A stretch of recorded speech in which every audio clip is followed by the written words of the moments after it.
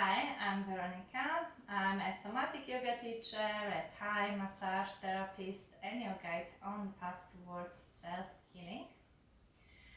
This time I would like to show you a practice which is very challenging for many of my students.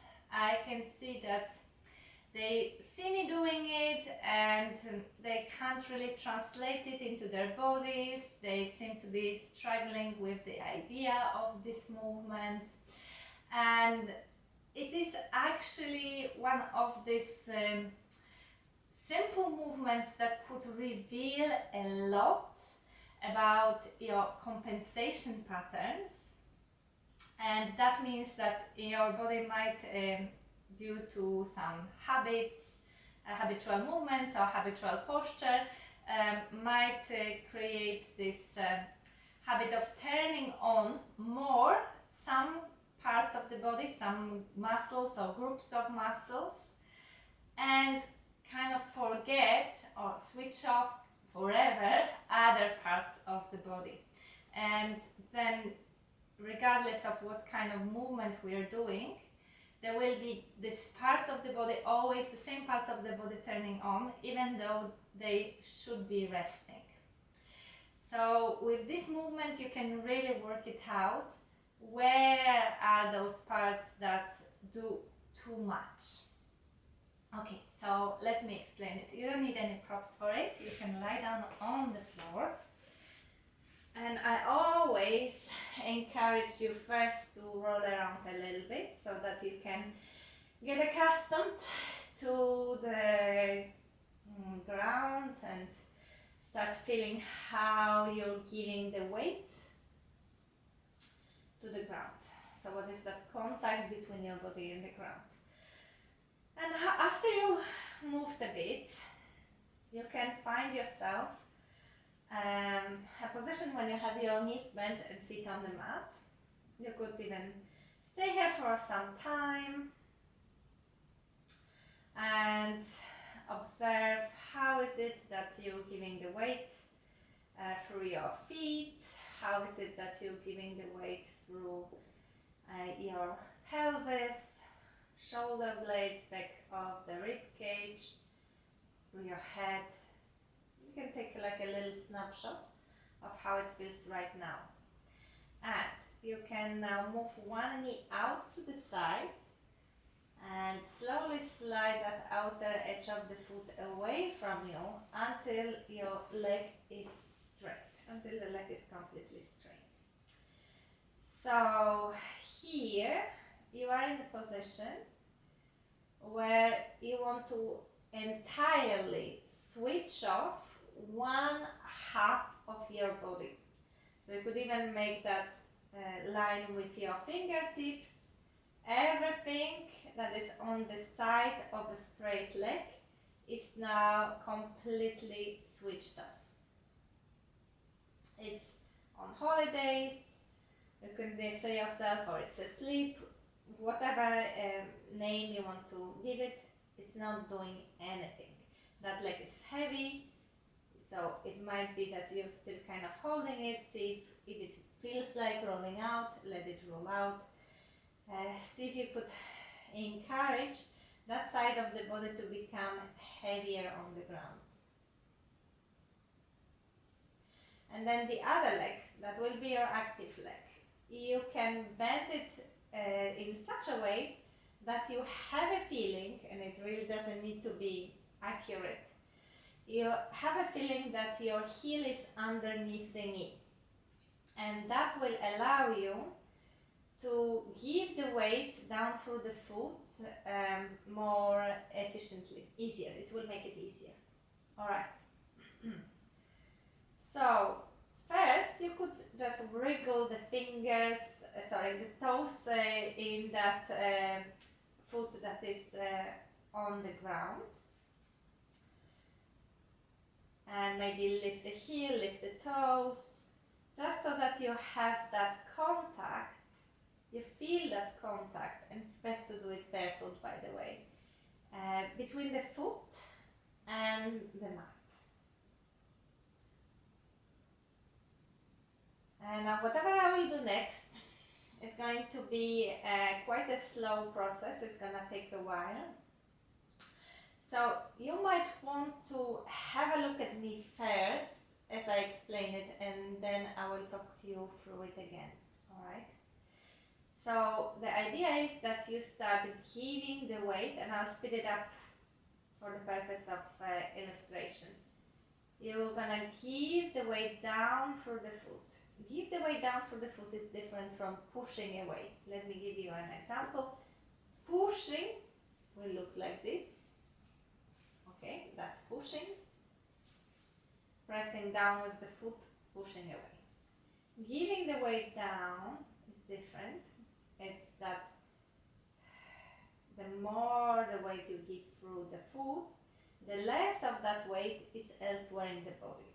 And it's a vertical downward force, which means that if you push, you might push kind of on a diagonal and your leg will kind of go somewhere away.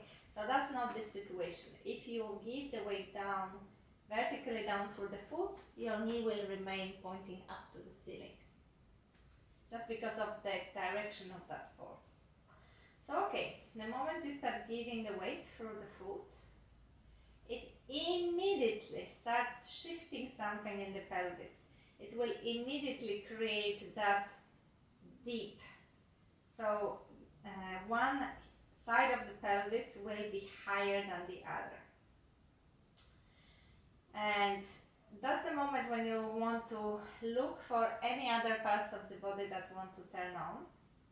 And there might be many, lots of gripping everywhere. So every time you notice it, you stop or make a step back. For now, I'm going to show it without this stopping. If you keep on giving the weight vertically down through the foot, it will eventually lift your hip high enough so that it will lift your buttock off the ground as well. But please be aware that this is not the movement of buttock clenching and hip pushing upwards. They're passive. They're just being, this is like a chain of reaction. As you give the weight through the foot, inevitably this hip will start lifting if you allow it, if you're not gripping and holding it. The right shoulder blade stays. So you want to be in a place where you have that support through your right foot, and in this case right foot and shoulder blade on the same side. The arm could go anywhere it wants, and you will see that the higher you get, your neck will also respond somehow to that movement of the hip and will roll. Most likely it will roll. Again, if it will stay still, it is highly likely that you're holding it there. You are tensing it up to keep it immobile. And when you are quite far with that, sometimes you could give the weight a bit more through the heel, and that will give you a tiny bit extra space. So in that, if there's nothing stopping you on the way, and that's very important point to make, because this is not the shape we want to make. We want to just see what stops us in the way. So I've done it enough times not to have anything stopping me on the way, and that's how it will look like. That there's arch in the one side of the body and kind of opening in the other, and as you can see, that left side all the time stays super passive. And when you want to come back, it's like everything sucking back to where we started. I can show it to you from the other side, or maybe on the other side, just so that you can see it from that other angle. So you first stretch out the leg and wait until it's completely passive. It might be a little bit more difficult when you're doing the other side because it was an active leg just a moment ago. So now everything that is on this side of the body is perfectly passive, and on that side of the straight leg, totally passive, leg heavy, it can roll out. I'm heavy, everything on this side of the body going to sleep.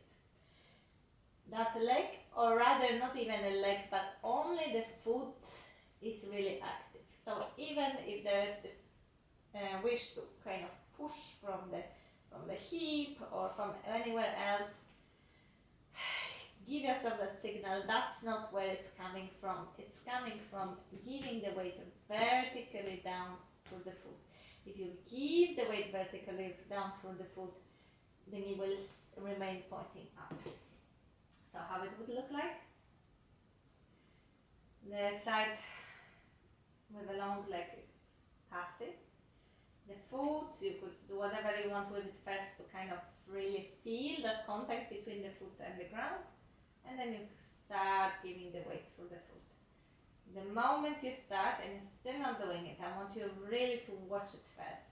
The moment you give the weight through the foot, everything starts shifting. There is a little bit of a tilt in the pelvis, one hip becomes higher than the other. The more of that weight you give through the foot, keeping your buttock relaxed, keeping everything higher up relaxed, the more that weight you give, the more that hip starts lifting, taking with it your buttock, taking with it maybe part of the lower back on that side, maybe rolling your head. So it's not me rolling the head to look at the camera, it rolled on its own.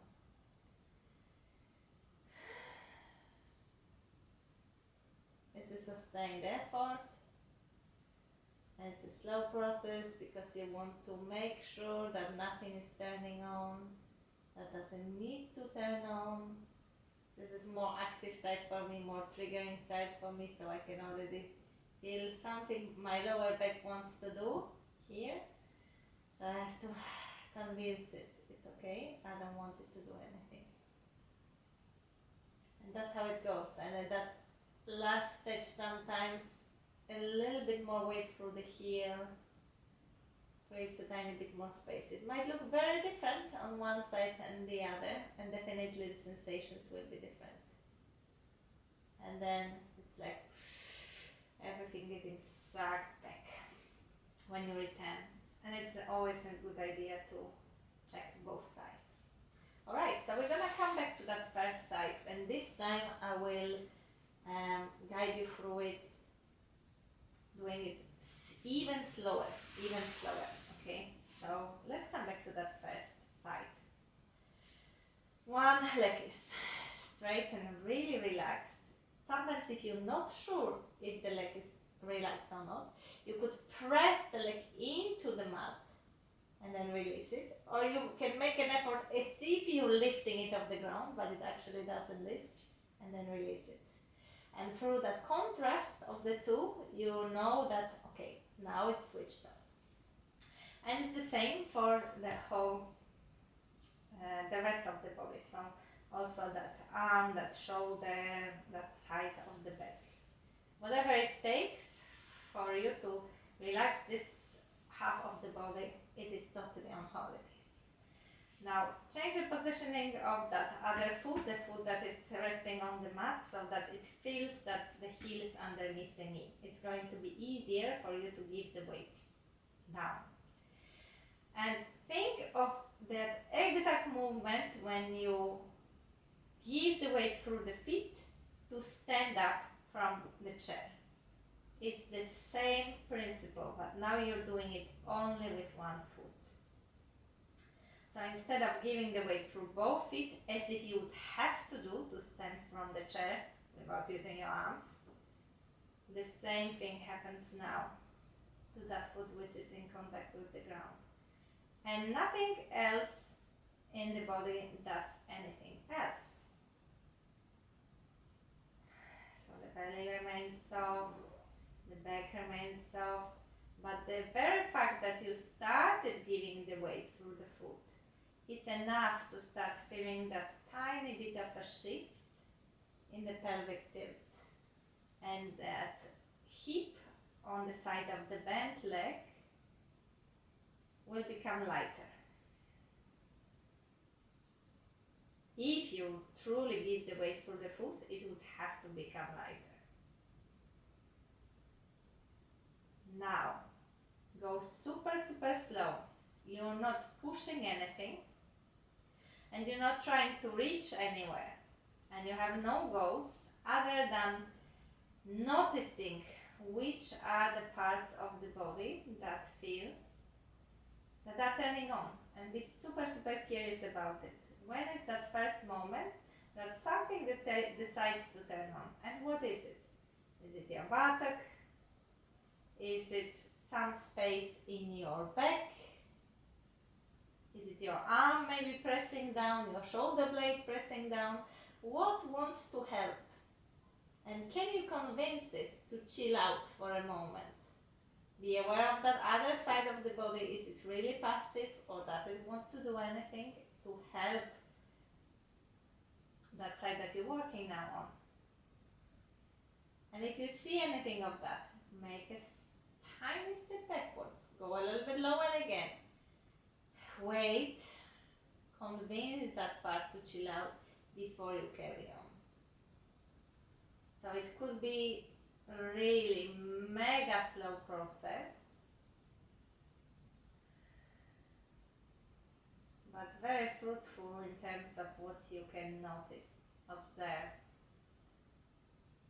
and what you can release, consciously release. So now you have that power, as you know it's turning on.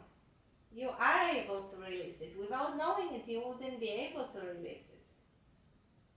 Okay, so that's how it goes. And it might be that you will not get any farther than your buttock still being on the ground, or a tiny bit above the ground. This is really not about you getting into a very deep arch here. You know you're successful when you can convince this half of the body to relax entirely and make that foot active, so everything is relaxed apart from the foot, which is obviously still working. So there is lots of effort going on, but that effort is only in your foot. Foot giving the weight down, not pushing away, giving the weight down. Maybe there is some turning on of the buttock or something else on that other side. This is clear sign for you to back off. So it's not about the shape, it's about what you notice.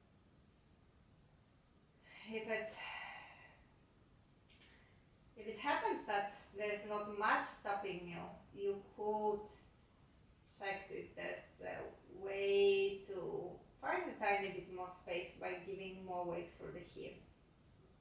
And sometimes it opens some new areas on the other side. So you keep on going gradually, all the time breathing, staying at that place. Eventually you're gonna reach a place where you can't get any farther, and that's where you want to stay for some time. Breathing normally, and then very slowly reverse it. Come back to the center.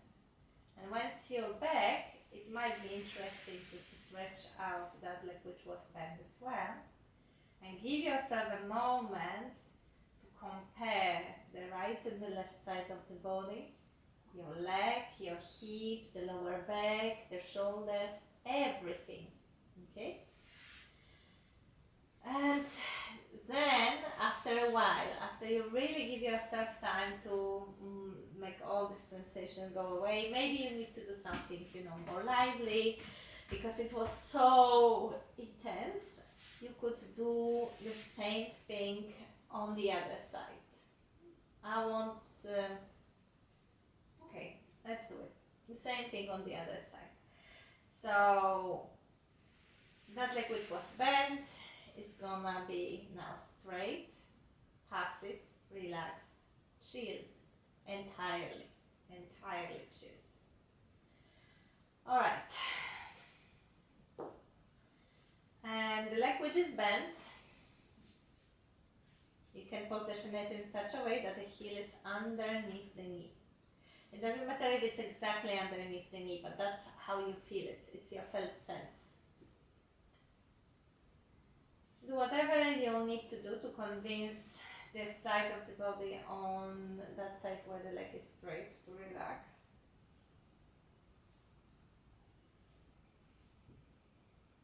And you already know how to do it, so it might be easier on that side or it might not be, because that might be your overactive side. So be aware that two sides of the body are never equal. We could start giving the weight through your foot.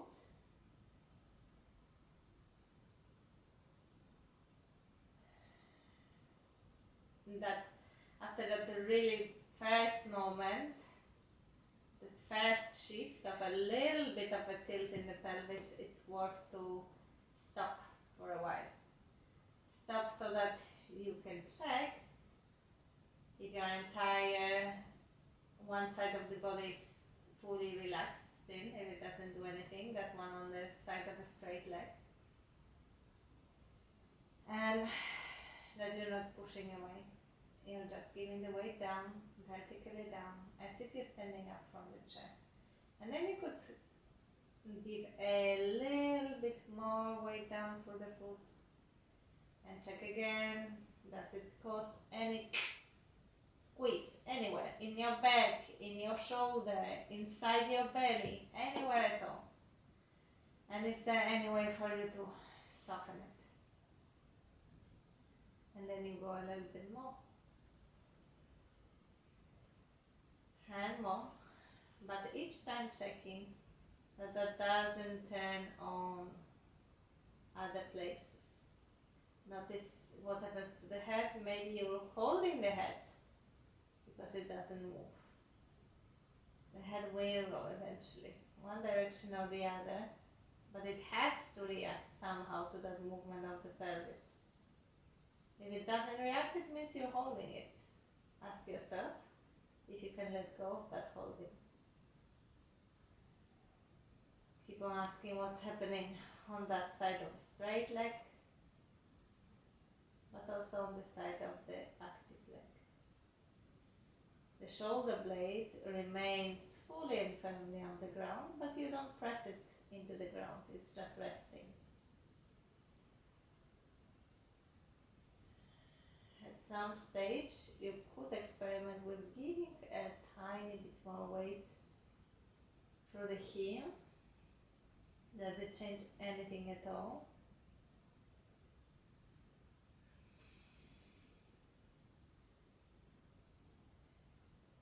When you're at that point that you stay relaxed with other parts of the body other than your foot, and there is no possibility of getting farther, at this stage you can stay for a couple of breaths before everything returns. And then again you could slowly stretch out the legs, straighten it out. Notice how it feels. How that right and left side of the body rest on the ground. What changed in the sensations. You could also test again how it feels to be in constructive rest, so that position when you have your knees bent and feet on the mat.